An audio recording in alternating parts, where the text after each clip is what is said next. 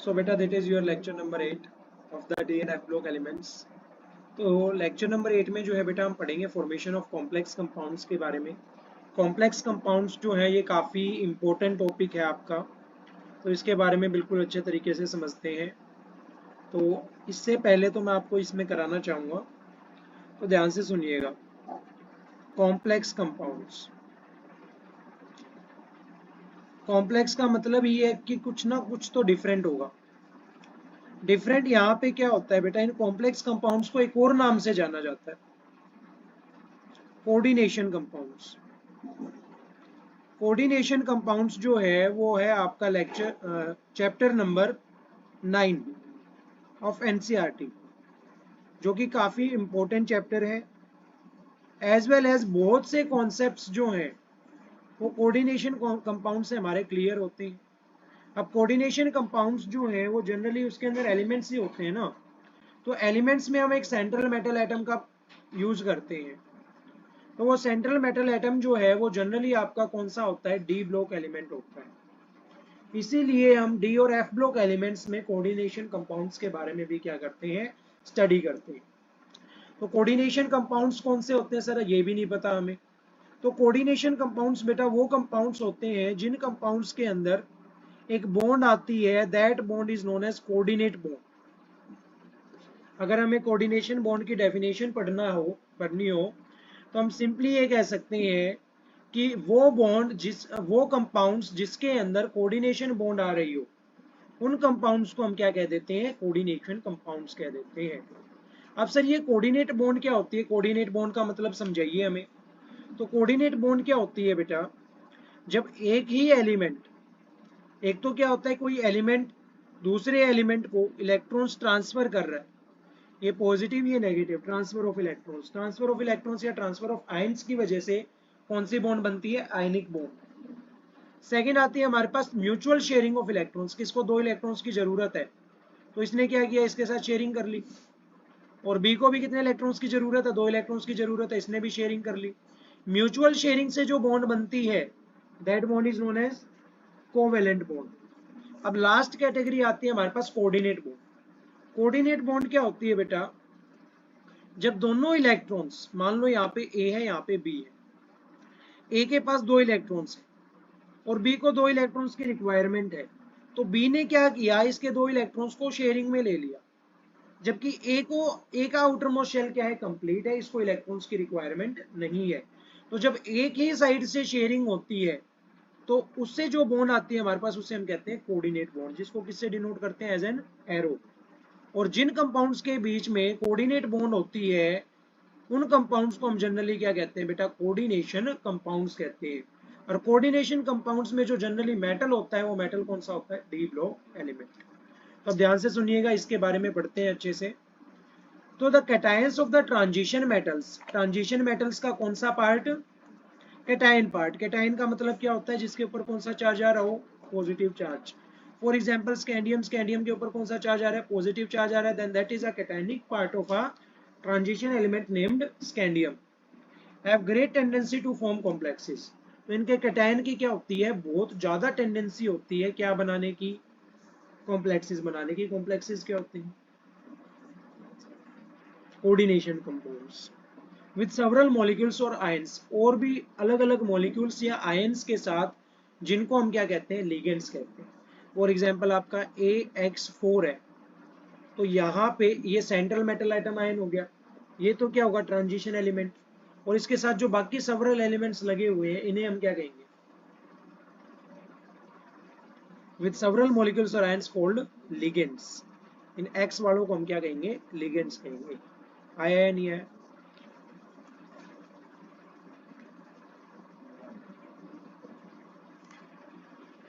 Next जो part है बेटा, the bonds involve in the formation of complexes.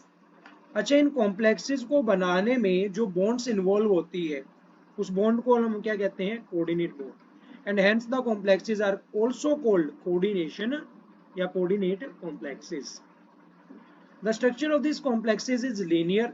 अच्छा, स्ट्रक्चर जो होता है, मैंने आपको बताया था कि स्ट्रक्चर जो है ना वो सिर्फ किसके ऊपर, सिर्फ तो नहीं कह सकते हम, लेकिन वो जनरली किसके ऊपर डिपेंड करता है, हाइब्रिडाइजेशन के ऊपर। हाइब्रिडाइजेशन हमें क्या बताती है, स्ट्रक्चर के बारे में बताती है। For example your hybridization is sp, your hybridization is sp and you have two bond, two sigma bond with zero lone pair, then your geometry will be linear. कि दो ऐसे लगाने जिनके बीच में कम से कम रिपल्शन आ रही हो तो कितने डिग्री के एंगल पे लगाना पड़ेगा, 180 डिग्री एंगल पे। तो यहाँ पे लीनियर होती है, स्क्वायर होती है, स्क्वायर प्लेनर होती है, टेट्राहेड्रल होती है, ऑक्टाहेड्रल होती है, depending upon nature of hybridization of metal ions. Clear और नॉट?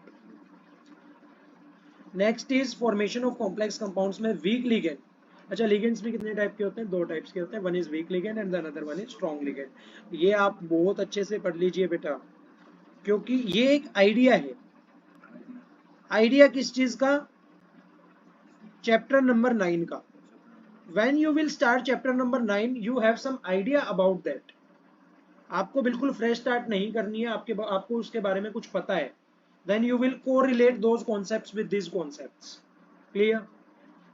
the weak ligands, तो यहाँ पे दो टाइप के ligands होते हैं, one is weak ligand and the another one is strong ligand। weak ligand कौन से होते हैं, CO, NO।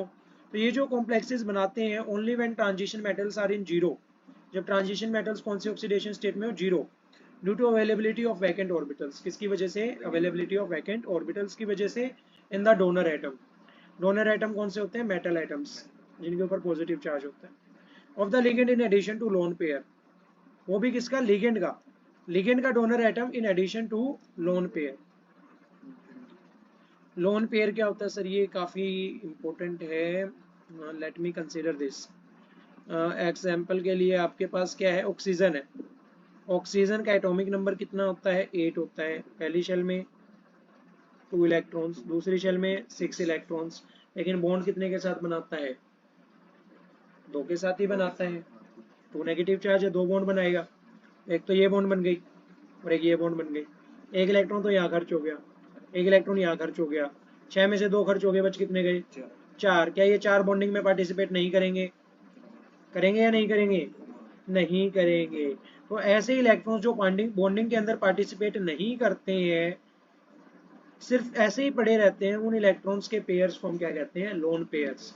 और जो बॉन्डिंग में पार्टिसिपेट करते हैं उन्हें हम क्या कहते हैं, बॉन्ड पेयर्स। और इन दोनों को मिला के जो आता है टोटल नंबर ऑफ इलेक्ट्रॉन्स, उन्हें क्या कहते हैं, valence electrons, outer most shell में जो प्रेजेंट होते हैं। क्लियर है? इसमें ऑक्सीजन के अंदर दो तो क्या होते हैं, लोन पेयर होते हैं, और एक क्या होता है, बॉन्ड पेयर होता है। कैसे, एक और एक, 2 इलेक्ट्रॉन्स जो बॉन्डिंग में जा रहे हैं, तो एक तो बॉन्ड पेयर आ गया, और एक और एक, दो के आ गए, लोन पेयर आ गए। अंडरस्टूड और नॉट? नेक्स्ट है the highly electronegative and basic ligand. जो हाईली इलेक्ट्रोनेगेटिव और बेसिक लिगेंड होता है बेटा, वो आपका कौन सा होता है, fluorine negative and chlorine negative. Highly electronegative तो आप समझ ही गए होंगे, इसकी इलेक्ट्रोनेगेटिविटी, इलेक्ट्रॉन्स को अपनी तरफ अट्रैक्ट करने की टेंडेंसी क्या होती है, बहुत ज्यादा होती है। Can form complexes with transition metals, ये भी क्या बना सकते हैं, ट्रांजिशन मेटल्स के साथ मिलके कॉम्प्लेक्सेस बना सकते हैं। Even through they are in high oxidation state, चाहे वो कम ऑक्सीडेशन स्टेट में हो या फिर हाई ऑक्सीडेशन स्टेट में। Due to the presence of small highly charge और neutral ligands with lone pair of electrons. ऐसा क्यों होता है, क्योंकि बेटा इसके अंदर क्या होते हैं, आपके स्मॉल हाईली चार्ज और न्यूट्रल लिगेंड्स लगे होते हैं, जिनके पास क्या प्रेजेंट होता है, loan pair of electrons that can form strong sigma bond, जिनके कारण हम क्या बना सकते हैं, स्ट्रॉन्ग सिग्मा बॉन्ड बना सकते हैं by donating a lone pair of electrons, एक लोन पेयर को डोनेट करके। लोन सिग्मा बॉन्ड क्या होती है सर, तो आपने मल्टीप्लिसिटी ऑफ बॉन्ड्स पढ़ी होगी, single bond, double bond, triple bond. Single bond के अंदर एक सिग्मा बॉन्ड होती है, इसके अंदर एक सिग्मा होती है और एक पाई होती है। इसके अंदर एक सिग्मा होती है और 2 पाई होती है। मेनली हम बात करें तो अगर एस ऑर्बिटल की ओवरलैपिंग से कोई बॉन्ड बन रही है, कौन से ऑर्बिटल की ओवरलैपिंग से, तो ये जो बॉन्ड बनती है इसे हम क्या कहते हैं, सिग्मा। और जो पाई बॉन्ड से बनती है, जो पी ऑर्बिटल्स की ओवरलैपिंग से बनती है, उसे हम क्या कहते हैं, पाई बॉन्ड कहते हैं। अब ध्यान से देखो, दो तो बिल्कुल अटैच हो जाएंगे, दो बिल्कुल अटैच हो जाएंगे ना, तो दो बिल्कुल अटैच हो जाएंगे तो एक क्या बन जाएगी, सिग्मा बन जाएगी। लेकिन दो बिल्कुल अटैच होंगे क्या, क्या तो इधर से अटैच हो सकता है या फिर इधर से अटैच हो सकता है। इधर से अटैच करेंगे तो ये खुल जाएगा, इधर से अटैच करेंगे तो ये दोनों खुल जाएंगे। तो ये जो खुले हुए रह जाते हैं, ये कौन सी बॉन्ड बनाते हैं, पाई बॉन्ड। समझ आया नहीं है? तो आपके जो स्मॉल हाईली चार्ज और न्यूट्रल लिगेंड्स होते हैं, वो लोन पेयर ऑफ इलेक्ट्रॉन को डोनेट करके क्या बना सकते हैं, एक स्ट्रॉन्ग सिग्मा बॉन्ड बना सकते हैं। चाहे वो आपके हाई ऑक्सीडेशन स्टेट में हो चाहे लो ऑक्सीडेशन स्टेट में। इसीलिए आपके ये जो क्लोरीन और फ्लोरीन बेसिक लिगेंड है, ये भी क्या बनाते हैं, कॉम्प्लेक्सेस बनाते हैं, किसके साथ मिलके, ट्रांजिशन मेटल्स के साथ मिलके। अभी पढ़ेंगे हम इसको कैसे क्या बनाता है। In a transition series the stability of complexes increases. Transition series में आपकी जो स्टेबिलिटी होती है, स्टेबिलिटी वो कॉम्प्लेक्सेस की क्या होती जाती है, with rise in atomic number. जैसे जैसे हम किसको इंक्रीज करते हैं, फॉर एग्जांपल स्कैंडियम का एटॉमिक नंबर बताओ, 22 वाले का बताओ, टाइटेनियम 23 वाले का बताओ। अब एक तो इसने कॉम्प्लेक्स आयन बना रखा है, एक इसने कॉम्प्लेक्स आयन बना रखा है, which one will more stable, vanadium ज़्यादा स्टेबल होगा। ऐसा क्यों, क्योंकि स्टेबिलिटी क्या होती जाती है, इंक्रीज होती जाती है जैसे जैसे हम एटॉमिक नंबर को क्या करते हैं, राइज करते हैं। समझ आया नहीं है। The transition metal atom reveals multiple oxidation state. आपको पता है कि ट्रांजिशन मेटल क्या शो करते हैं, अलग अलग मल्टीपल ऑक्सीडेशन स्टेट शो करते हैं। फॉर एग्जांपल Mn है, Mn क्या करता है, +2 भी करता है, +3 भी, +5 भी, +7 भी। जब से ज्यादा तो कौन करता है, Mn ही करता है। The higher valent ion forms more stable complexes. तो जो आपका हाइयर वैलेंट आयन है, जो सबसे ज्यादा जिसके अंदर वैलेंस इलेक्ट्रॉन्स आ रहे हैं, हाइयर वैलेंट आयन का मतलब क्या है, having maximum number of electrons in valence shell, वो क्या बनाएगा, आपका सबसे स्टेबल कॉम्प्लेक्स बनाएगा। क्लियर और not. A few examples are FeCN6 3 negative. अब यहाँ पे Fe जो है that will be a transition element और नॉट, ट्रांजिशन एलिमेंट है क्या, कौन से वाला है, कौन सी सीरीज में आता है ये, 3D सीरीज में आता है। शक्ति वक्र मन फी को निकुंजन, फी क्या है, आयरन। साथ में हमने लिगेंड लगा रखा है, कौन सा लगा रखा है, Cn। Cn का नाम क्या होता है, साइनाइड। क्या होता है बेटा, साइनाइड। चार्ज कितना है इसके ऊपर, 3 नेगेटिव। क्लियर और नॉट। अब इसका कॉम्प्लेक्स देखेंगे हम कैसे बनता है, ठीक है, ध्यान से सुनिएगा, बहुत बढ़िया है। ये देखो ऑक्टाहेड्रल ज्योमेट्री कैसे आई सर, ये हमें समझ में नहीं आया, इसको थोड़ा मतलब अच्छे तरीके से समझाया जाए। क्लियर है, और बहुत इंपॉर्टेंट है ये, ऑक्टाहेड्रल ज्योमेट्री कैसे आई है, that is your most important part. Clear और नॉट। अब ध्यान से देखो, FeCN6 3 नेगेटिव रिविल्स का मतलब होता है शो करता है। Fe जो है वो कितने लिगेंड्स के साथ कनेक्टेड है, 6 लिगेंड्स के साथ। मतलब कितनी बॉन्ड्स बना रहे हैं, 6 बॉन्ड बना रहे हैं। क्लियर है, 6 बॉन्ड बना रहा है तो इसका स्टेरिक नंबर कितना होगा, 6 होगा। स्टेरिक नंबर 6 होगा तो पहले तो किसमें, इसमें इसको इधर कर लेते हैं, ये खाली पड़ा है ना space, FeCN6 and we have a charge -3।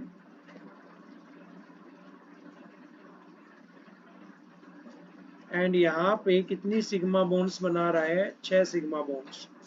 And your steric number will be 6। If your steric number is 6, आप मेरे को ये बताओ कि S के अंदर कितने ऑर्बिटल्स होते हैं, एक होता है, 2 इलेक्ट्रॉन्स होते हैं। P के अंदर कितने होते हैं, 3 होते हैं, 6 इलेक्ट्रॉन्स होते हैं। D के अंदर कितने होते हैं, 5 होते हैं। लेकिन यहाँ पे कितने आएंगे, 3 और 1 4 और 2 6। sp3d2 their geometry will be octahedral. आप कैसे बता रहे हो सर ऑक्टाहेड्रल होगी, तो मैं आपको बता दूं बेटा, ये आपको याद भी करना है। Your hybridization is sp, shape is linear. Your hybridization is sp2। ये मैं आपको बता रहा हूँ जीरो लोन पेयर के लिए, अलग अलग के लिए अलग अलग होंगे। Trigonal planar angle will be 120 degree. sp2 आ गया ना, मतलब 3 बॉन्ड्स बना रखी होगी, a 3, मैक्सिमम एंगल कितना होगा, 120 डिग्री। sp3 जो आपका कार्बन होता है मीथेन के अंदर, एंड टेट्राहेड्रल। क्लियर है, तो इस तरीके से हम ज्योमेट्रीज पढ़ते जाएंगे। लास्ट में आपके पास स्टेरिक नंबर कितना आता है, 6, that is sp3d2 and your geometry will be octahedral. अब सर हमें ये नहीं पता कि ऑक्टाहेड्रल क्या होता है, तो ऑक्टाहेड्रल में 6 एलिमेंट्स को कंबाइन करना है। कैसे करेंगे, एक तो आपके पास x हो गया, ये ऐसे होता है XA6 with zero lone pair. Clear है, तो x में एक तो a इधर आ जाएगा, एक इधर आ जाएगा, एक इधर आ जाएगा, एक इधर आ जाएगा। Both will form a geometry of a square. एक जो है इसके बिल्कुल ऊपर आएगा, और एक जो है इसके बिल्कुल नीचे है। क्लियर है? एक वेज पे होगा, एक डैश पे होगा। एंगल यहाँ पे आगे देखते हैं अभी।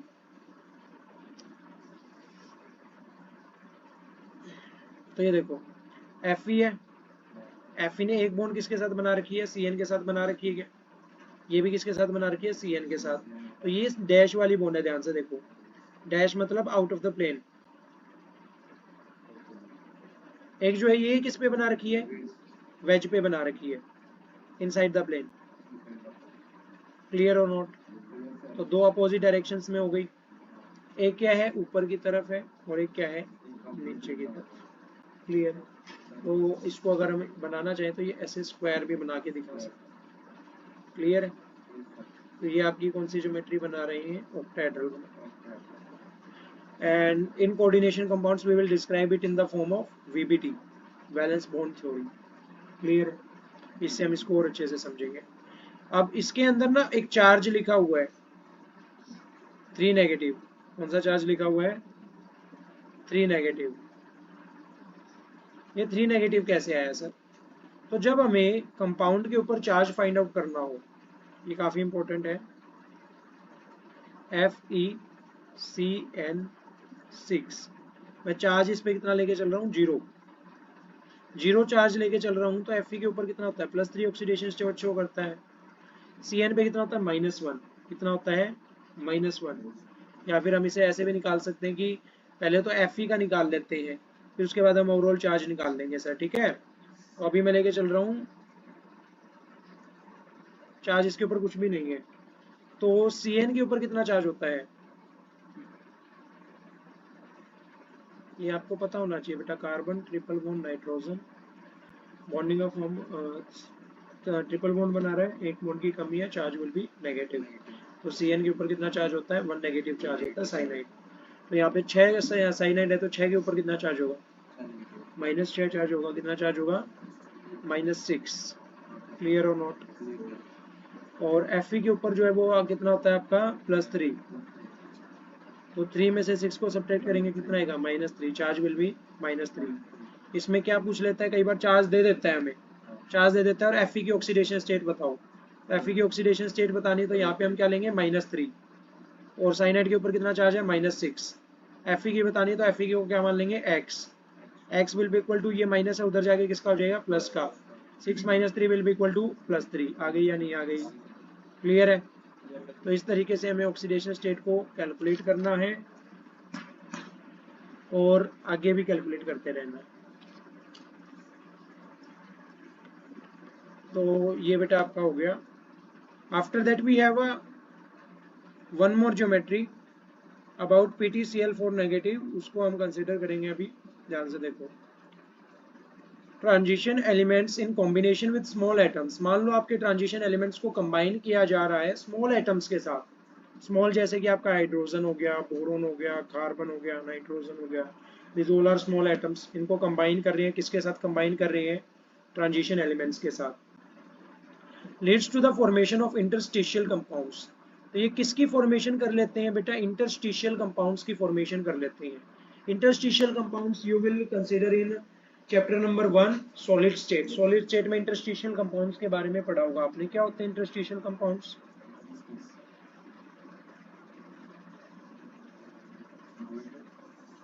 जिसमें वॉइड क्रिएट हो जाती है या फिर आपके स्पेसेस क्रिएट हो जाते हैं। इंटरस्टिशियल का मतलब क्या होता है, स्पेस आता है जहाँ पे।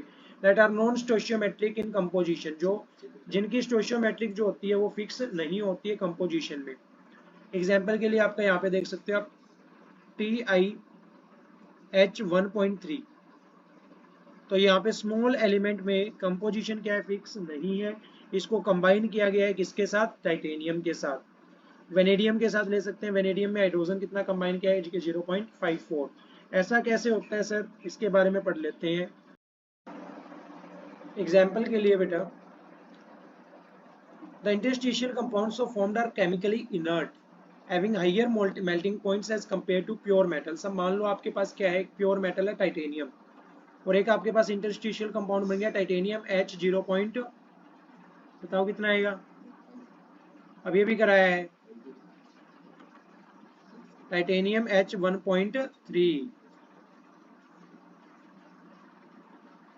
अब ध्यान से देखो, प्योर मेटल जो होता है आपका, उसके कंपैरिजन में इनका मेल्टिंग पॉइंट क्या होता है, हाई होता है।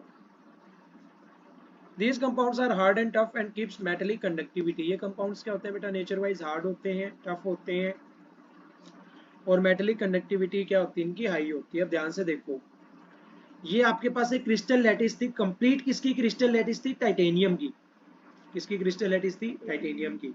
हमने इसके अंदर मिक्स कर दिया, किसको मिक्स कर दिया, स्मॉल एटम्स को। स्मॉल एटम्स किसके हैं, हाइड्रोजन के।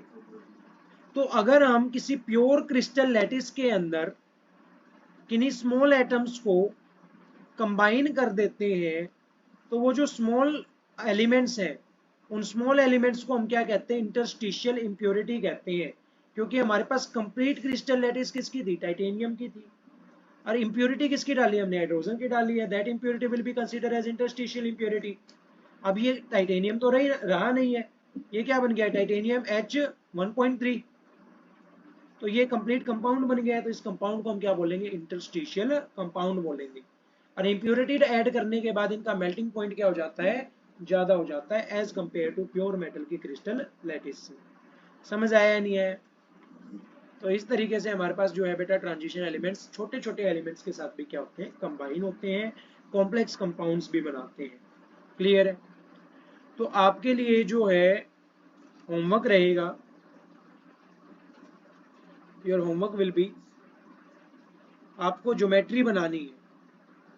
Make geometry of PT Cl4 negative,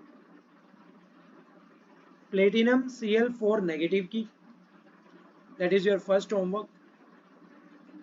second homework जो आपका रहेगा वो रहेगा attempt questions on complex compounds of transition elements. NCERT है, निकाल लो।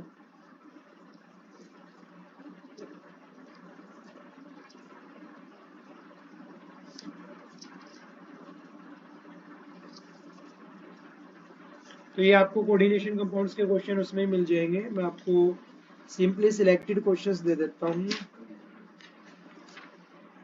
इसमें हमारे जो है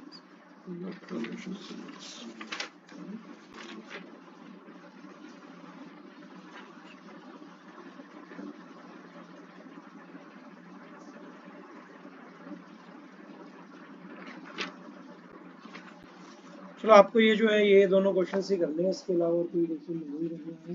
कॉम्प्लेक्स कंपाउंड्स के जो भी क्वेश्चन सॉल्व कीजिएगा।